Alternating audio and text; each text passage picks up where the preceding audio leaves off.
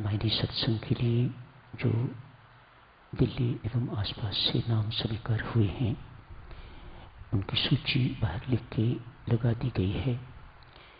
मेहरबानी करके जाने से पहले देख लीजिएगा जिनके नाम स्वीकार हुए हैं वे कृपया रामायणी सत्संग के लिए हरिद्वार पधारें।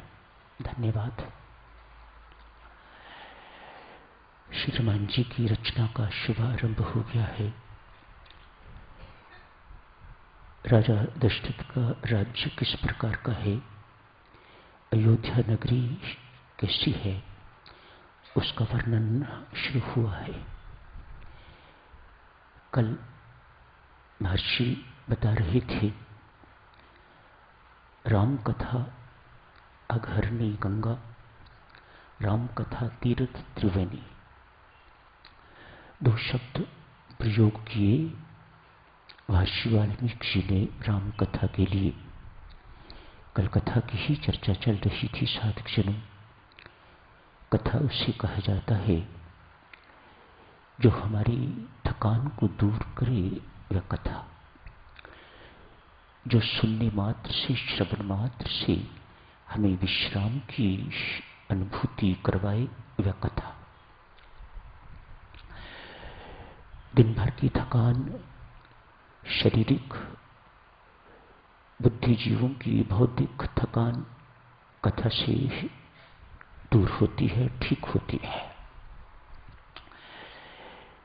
इस कथा को महर्षि वाल्मीकि जी ने गंगा नदी से अघहरणी गंगा, पाप हरने वाली गंगा के सम कहा है। ये कैसे कहा है उन्होंने? आप सब जानते ही हैं, मान्यता है गंगा जी में पापी स्नान करता है तो उसके सारे के सारे पाप धुल जाते हैं, ऐसा शास्त्र कहता है। ऐसी हमारी भी मान्यता है, स्नान करने मात्र से पाप धुल जाते हैं। तो जब कथा की तुलना गंगा से की गई है तो इसका अर्थ यही हुआ ना कि राम कथा श्रवण से व्यक्ति के पाप धुल जाते हैं। प्रश्न उठता है, न जाने आज तक करोड़ों से भी अधिक संख्या में गंगा जी में स्नान कर चुके होंगे। क्या किसी को ऐसा महसूस होता है कि किसी एक व्यक्ति के पाप धुल गए? एक बार की यात्रा में व्यक्ति अनेक बार भी स्नान करता है। न जाने वह व्यक्ति या दूसरे व्यक्ति आज तक कितनी बार गंगा जी में स्नान कर चुके होंगे। क्या कोई ऐसा दावे से कह सकता है कि उसके पाप धुले? तो किसके पाप धुलते हैं? शास्त्र ने जो कहा है वह गलत तो नहीं कहा, जो मान्यता है वह गलत नहीं है। तो किसके पाप धुलते हैं? इसमें तो कोई शक नहीं कि पाप धुलते हैं, लेकिन किसके धुलते हैं देखना ये है। गंगा जी साधक जनों अवतरित होके भगीरथ जी महाराज ने गंगा जी को अवतरित कर लिया है। तो गंगा जी ब्रह्मा जी के कमंडलों पे आ गई हैं, समा गई हैं आंखें, और कोई जगह नहीं थी। तो विवेक युक्त बुद्धि ने गंगा जी को अपने अंदर ग्रहण कर लिया है। ब्रह्मा जी कौन है? बुद्धि के विवेक के देवता हैं। तो बुद्धि जिस पे विवेक है उस कमंडलों पे गंगा जी आके समा गए हैं, वहां से बाहर नहीं निकल रही। मुझे धरती पर मत भेजिएगा, धरती फट जाएगी और मैं पाताल में चली जाऊंगी। मुझे कोई धरती पर ऐसा दिखाई नहीं देता जो मेरे वेग को सहन कर सके। गंगा जी ब्रह्मा जी से कहती हैं। ब्रह्मा जी ने विनम्रता पूर्वक गंगे से कहा, देवी मैं कुछ प्रबंध करूंगा।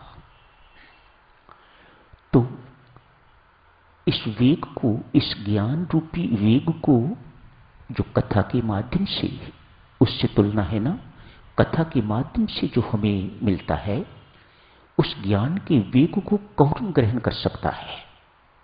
उसी के पाप धुलेंगे जो गंगा जी के वेग को, ज्ञान के वेग को सहन कर सकेगा, ग्रहण कर सकेगा।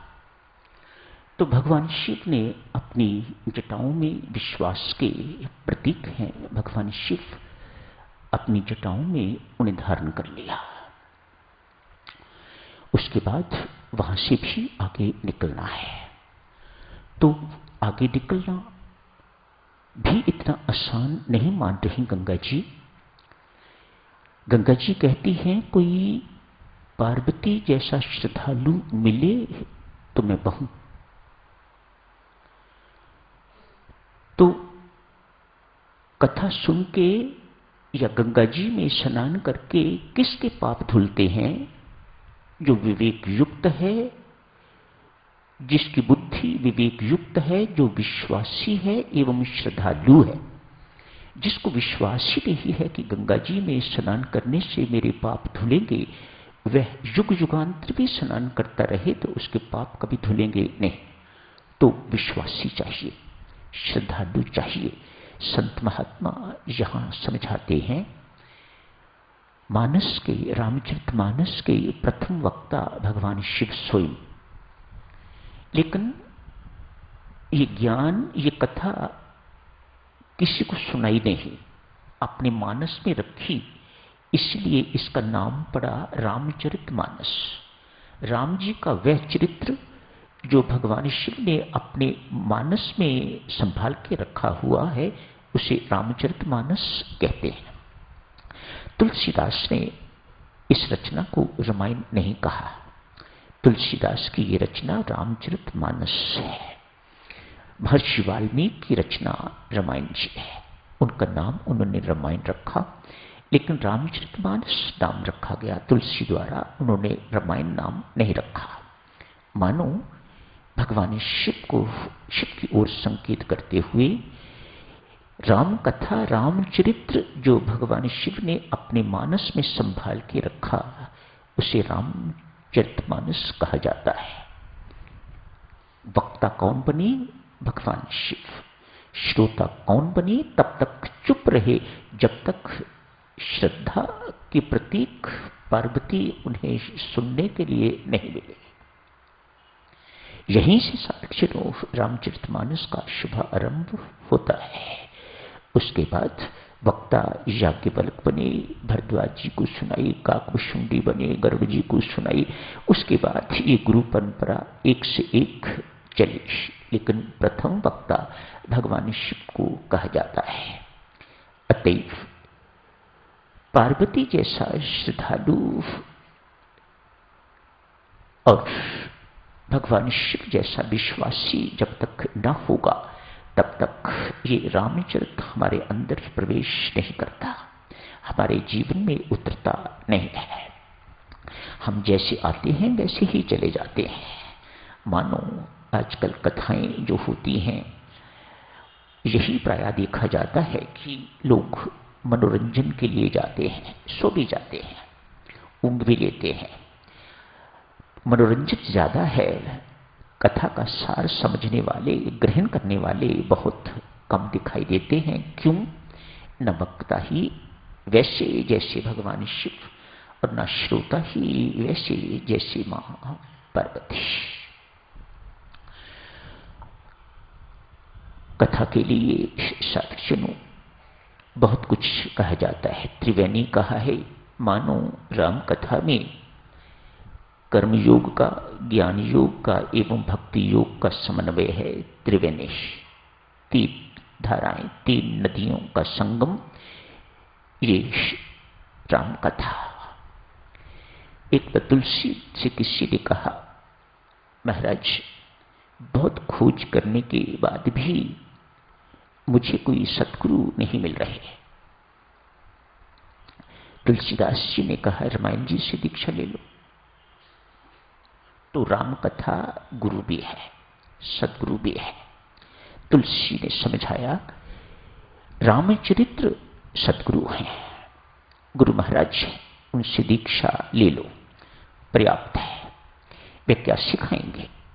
उनसे कर्म योग सीखो, उनसे भक्ति योग सीखो, उनसे ज्ञान योग सीखो, उनसे सीखो पुत्र कैसा होना चाहिए, राजा कैसा होना चाहिए, एक शत्रु कैसा होना चाहिए, एक सेवक कैसा होना चाहिए। इतना ज्ञान सामान्य गुरु नहीं दे सकते जितना भगवान राम का चरित्र देता है। तो तुलसी कह रहे हैं इनसे सीखो, इनको अपना गुरु धारण करो, तुम्हें और कोई गुरु धारण करने की आवश्यकता नहीं पड़ेगी। तो राम कथा सदगुरु भी है। राम कथा जहां पापों का हरण करती है, पाप हरता है, ताप हरता है, क्लेश हरता है, वहां ये सदगुरु भी है, विश्राम देती है राम कथा। कथा उसे ही कहा जाता है जो हमारी थकान को दूर करे। किसी ने ये बात तुलसी की सुन के तो उनसे प्रश्न किया, क्या अर्थ है इसका कि कथा सुलाती है? तो तुलसीदास अपना उदाहरण देते हैं, कहते हैं बंधुवर, मैं एक क्या संत नाबादास को मिलने गया था, वो उन आश्रम में नहीं थे, मेरे पास कुछ करने को नहीं था, जब तो चलता ही रहता होगा तुलसी का, ये कहने की जरूरत नहीं। मैं सो गया, नींद आ गई, सो गया मैं। नाबादास आए, आके मुझे सोए हुए देखा और कहा, अरे वाह, तुम सो रहे हो? संत लोगों को जगाते हैं और तुम सो रहे हो, सोई में सो रहे हो तो दूसरों को क्या जगाओगे? नाबादास तुलसीदास के प्रति सदा ईर्ष्यालु रहे हैं, भीतर से। ऊपर से जैसी भी मित्रता रही हो, लेकिन अंदर से ईर्ष्या रही है उनके अंदर। तो उनके शब्द इसी प्रकार के। कहा, संत तो औरों को जगाने के लिए इस संसार में आते हैं और तू सोई में सो रहा है। तुलसीदास यहां बहुत सुंदर बात कहते हैं, कहते हैं, महात्मन क्षमा करें, बहुत गहरी नींद सो रहा था, आपने जगा दिया। जगाने वाले संत बहुत हैं, मैं तो सोने वाला हूं और सुलाने वाला हूं। राम कथा विश्राम देती है। तुलसी यहां कहते हैं, भाई जागे वो जो राजा है। रात को कौन जागे? वह जो राजा है, जिसे चिंता सोने नहीं देती। जागे वह जो वियोगी है, जागे वह जो योगी है, जिसने योग साधना है, जिसने साधना करनी है। जागे वह जो भोगी है, जिसने भोगी जीवन व्यतीत करना है, वह जागे। तुलसी सुख से सोवे राम भरोसे। तुलसी कैसे सोता है? सुख से, राम भरोसे। उसे किसी प्रकार की ना कोई चिंता है, ना कोई इच्छा है, ऐसा कुछ नहीं है। वह राम भरोसे अपना जीवन व्यतीत करता है। छोटे से लेके बड़े तक, विद्वान तक, अज्ञ से लेके महाज्ञानी तक, जब बौद्धिक थकान आदमी महसूस करता है तो तुलसीदास यकीनन कहते हैं कि राम कथा सुनने से उन्हें विश्राम मिलेगा। राम कथा देवियों सज्जनों ऐसी मीठी है, मल विक्षेप अवर्ण आज आपने पढ़े, उनको दूर करने वाली, सब प्रकार की विघ्न बाधाएं दूर करने वाली ये राम कथा। एक साधक के जीवन में जो विघ्न बाधाएं आती हैं, उन सबको राम कथा दूर कर देती है। मात्र पढ़ने से नहीं, मत सोचिएगा। तुलसीदास का ऐसा विश्वास नहीं है, संतों महात्माओं का ऐसा विश्वास नहीं है। जिन्होंने व्यवहारिक ढंग से साधना साधी है, उनका विश्वास है कि जो कुछ पढ़ा है उसे अपने जीवन में जब तक नहीं उतारेंगे तब तक ये लाभ आपको जो वर्णित हैं वे लाभ आपको मिल नहीं पाएंगे। भगवान राम के अपने श्रीमुख वाक्य हैं, मैं माला घुमाने वालों को भक्त नहीं मानता, मैं माला घुमाने वालों को भक्त नहीं मानता। जो मेरे सिद्धांतों का पालन करते हैं, जो मैंने करके दिखाया है, वह करने का वायदा करते हैं, वह करते हैं, तो मैं उन्हें भक्त स्वीकार करता हूं। कितनी बड़ी घोषणा है। परमेश्वर की कृपा की प्राप्ति भी साधक जनों उन्हें ही हुआ करती है जो सत्कर्म करते हैं एवं राम नाम जपते हैं। इन दोनों का समन्वय है।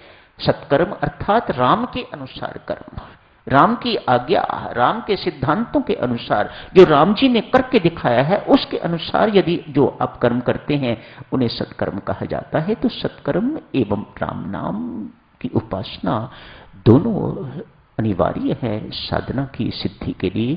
तो यही समाप्त करने की इजाजत दीजिएगा। धन्यवाद।